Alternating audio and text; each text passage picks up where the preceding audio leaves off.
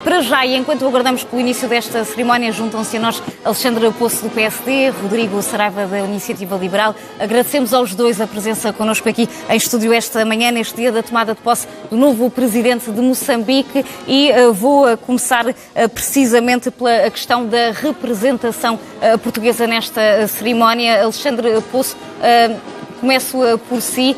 Como é que vê, de facto, era importante marcar a presença neste dia, apesar da aprovação no Parlamento da resolução da Iniciativa Liberal? Bem, muito bom dia, obrigado pelo convite, cumprimento também o Rodrigo Saraiva. Eu penso que num momento que é sempre um momento importante na vida política de um país amigo, de um país com o qual Portugal tem relações consolidadas desde a sua independência, que Portugal se fizesse representar. E eu penso também que é natural que, atendendo à situação, ao momento, porque ele é importante, mas é também um momento crítico, um momento de tensão, um momento em que, como sabemos, desde as eleições de outubro tem sucedido não só violência, também já houve situações de assassinatos políticos, houve também uma situação que naturalmente coloca toda esta questão com uma maior conflitualidade, que é o facto de um dos candidatos não aceitar aquele que depois veio a ser o resultado reconhecido pelo Conselho Constitucional de Moçambique, de fazer com que Portugal, reconhecendo que também a situação não é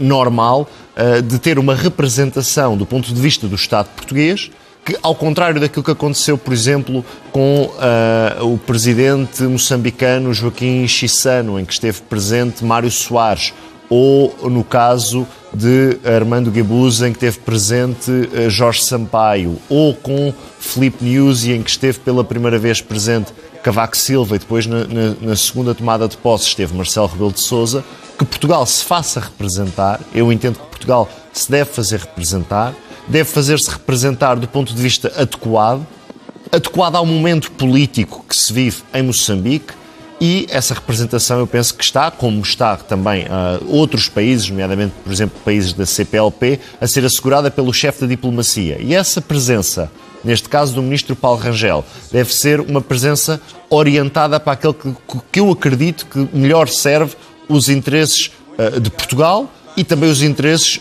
do futuro de Moçambique, que é uma participação orientada para a construção de pontes, para vontade de falar com todos os intervenientes que estão neste momento, eu diria, nas posições cimeiras da política moçambicana, que deve ter uma postura de reconciliação, de moderação, e eu penso que Portugal, sendo um país importante porque tem uma voz que conta, quer na CPLP, quer na União Europeia, que é uma voz que as pessoas e que outros países ouvem sobre Moçambique, deve ter esta postura, eu diria, conciliatória, de busca do diálogo e de não nos demitirmos deste papel importante. Vamos também ouvir a opinião de Rodrigo Saraiva, que foi muito crítico perante esta representação, disse mesmo que era inaceitável e incompreensível, que demonstra complicidade e subserviência com o regime da Frelimo. Considera que há aqui uma conivência por parte do Executivo, quer pela repressão que está a ser feita pela polícia, mas também por estes resultados alegadamente fraudulentos. Aqui Alexandre Poço falava numa voz que Portugal deveria ter. Que voz é que deveria ter o Executivo? Muito bom dia. Aquilo que nós estamos a assistir neste momento não é a presença do Sr. Ministro de Estado e dos Negócios Estrangeiros numa tomada de posse. Aquilo que nós estamos a assistir é que o governo português está a validar um resultado de umas eleições fraudulentas. O Sr. Ministro dos Negócios Estrangeiros, relativamente à questão da Venezuela, para que não houvesse um reconhecimento internacional, nomeadamente de Portugal, daquilo que foi o resultado do regime de Nicolás Maduro, argumentou com o facto do Conselho Constitucional da Venezuela não ter publicado as atas das eleições, comprovando assim uma legitimidade das eleições na Venezuela. Ora, em Moçambique aconteceu exatamente o mesmo. O Conselho Constitucional não publicou as atas das eleições. O regime da Frelimo, o regime moçambicano, não tem forma de comprovar que as eleições de outubro deram uma vitória à Frelimo e deram uma vitória a Daniel Chapo. Porque não foi só Venâncio Mondlane que não reconhece o resultado das eleições de outubro. Todos os partidos da oposição, nomeadamente a Renamo e o MDM, que não tinham ligação com Venâncio Mondlane e que não tomaram posse na segunda-feira na Assembleia da República de Moçambique, também não reconhecem o resultado. O próprio Conselho Constitucional, tal como a Procuradoria-Geral da República de Moçambique, diz que aquilo que a Comissão Nacional de Eleições emitiu não estava correto. Portanto, se não estava correto, tinha que devolver o processo à Comissão Nacional de Eleições e não fazer o pronunciamento no dia 23 de dezembro, sendo que nesse próprio dia, quer o Sr. Presidente da República de Portugal, quer o Governo, foram muito rápidos e muito lestos a fazer o respaldo daquilo que era o pronunciamento do Conselho Constitucional. Portanto, as eleições foram fraudulentas. Está comprovado por aquilo que é a realidade, não precisamos de ir analisar aquilo que os vários observadores disseram. Repare, nestas eleições, aquilo que o regime da Frelimo disse foi que a Frelimo conseguiu coisas que nunca tinha conseguido ao longo da história da democracia e da independência de Moçambique. Frelimo, de repente, ao fim deste tempo todo, quando nós vemos comprovadamente que o povo de Moçambique está cansado do regime da Frelimo, de repente a Frelimo ganha em todas as províncias o que nunca tinha acontecido. A Frelimo ganha em algumas províncias com 80-20, províncias onde não tinha sequer ganho umas eleições. Portanto, a realidade demonstra, e o povo moçambicano, desde outubro, todos os dias na rua, de forma pacífica, tem demonstrado que em outubro quis mudança.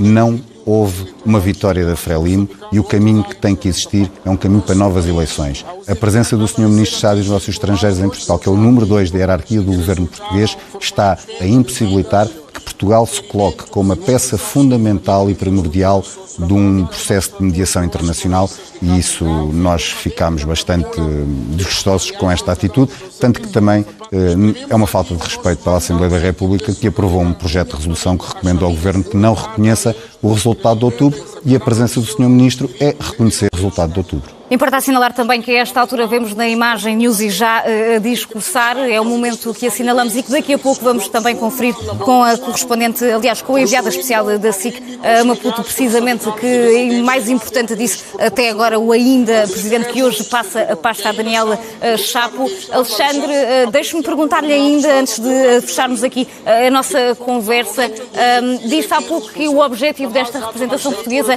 é abrir o diálogo para todos.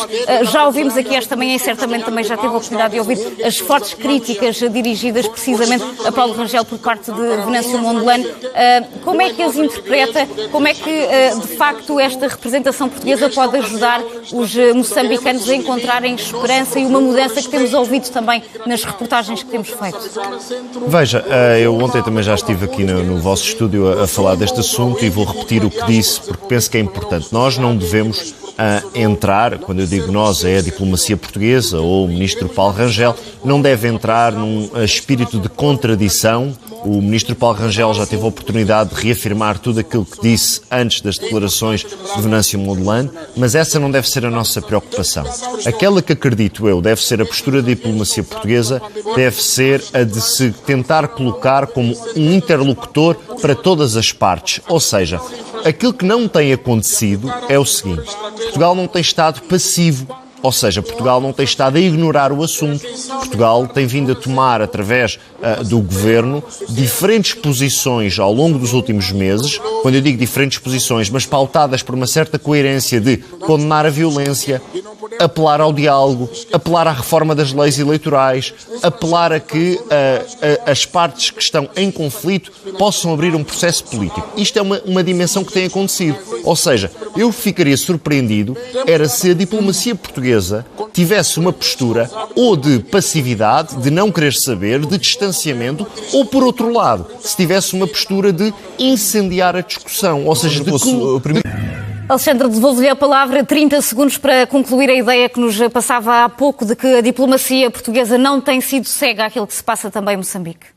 Sim, basicamente aquilo que eu estava a tentar concluir era o seguinte: Portugal, a diplomacia portuguesa não pode nem ser passiva nem ignorar. Por outro lado, também não pode incendiar, ou seja, por outro lado, não se pode pôr numa posição em que deixa de ter este papel de mediador possível e de uma voz que conta para todas as autoridades. E contar para todas as autoridades muitas vezes implica ter uma posição equidistante, não aderir a 100%, ou a 80%, ou a 70%, ou a metade daquilo que é dito por as partes em conflito. Mas eu acredito que Portugal, ao ter esta postura, tal como no passado, por exemplo, já teve o Vaticano, quando foram os acordos entre a Frelimo e a Renamo, Portugal reserva para si aquilo que no âmbito das relações Estado a Estado deve ser o papel de um país amigo, que faz parte da CPLP como Moçambique e que quer que a estabilidade, o fim da violência, o respeito pelos direitos dos moçambicanos e trabalhar para uma prosperidade futura do povo moçambicano seja possível. Portanto, não ignora, mas também não incendia. Trabalha para o diálogo e para a convergência e para um futuro de estabilidade em Moçambique. Sim. Rodrigo Saraiva, mesmo para terminarmos, admitindo aqui este diálogo, a necessidade de diálogo que é admitida por parte de Paulo Rangel, que diretrizes terá que ter a comunidade internacional, nomeadamente a CPLP, em que conversações serão feitas com líderes que não foram alegadamente escolhidos pelo público? Para terminar, pelo povo. O governo português foi passivo nestes últimos meses, ao contrário do que o Alexandre está a dizer. Repare que o ministro Paulo Rangel, só ontem ou anteontem, é que falou pela primeira vez com Venâncio Mondlane. E isto só pode ser ou por desconhecimento daquilo que está a acontecer em Moçambique ou por ter sido mal aconselhado.